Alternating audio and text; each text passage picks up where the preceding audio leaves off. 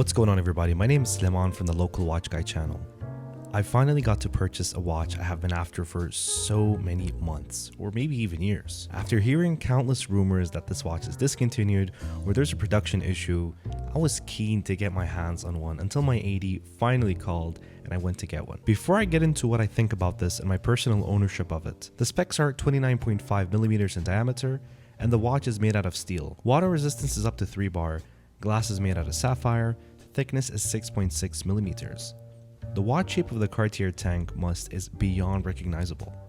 Everybody knows its shape, even non-watch enthusiasts appreciate it and praise this watch.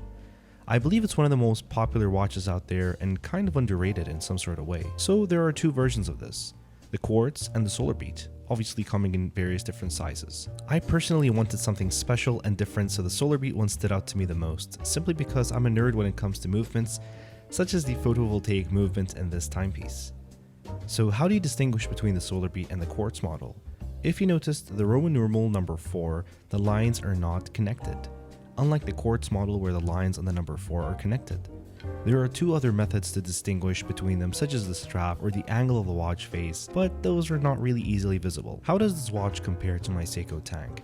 Besides the major price tag difference, you will notice the quality difference, and the Seiko tank will feel cheaper and lighter, but that doesn't mean it is less of a watch. Don't get me wrong, I appreciate them both as I own both, but the Cartier tank has a special place in my collection, as its beauty is so simple and can be worn both formally or sporty, depending on the strap colors you choose. Finally, let's talk about the size.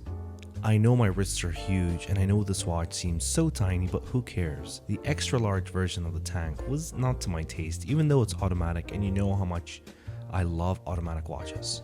So when I first tried it, I had to go for the large model. At the end of the day, my advice is wear what you want, and besides, this has a vintage style to it, so it doesn't really seem that small on the wrists. I promise you, in real life, it looks decently sized on the wrist than it does on camera. What do you guys think of the Cartier tank SolarBeat? Let me know down in the comments below, and as always, don't forget to subscribe, and I'll see you guys soon.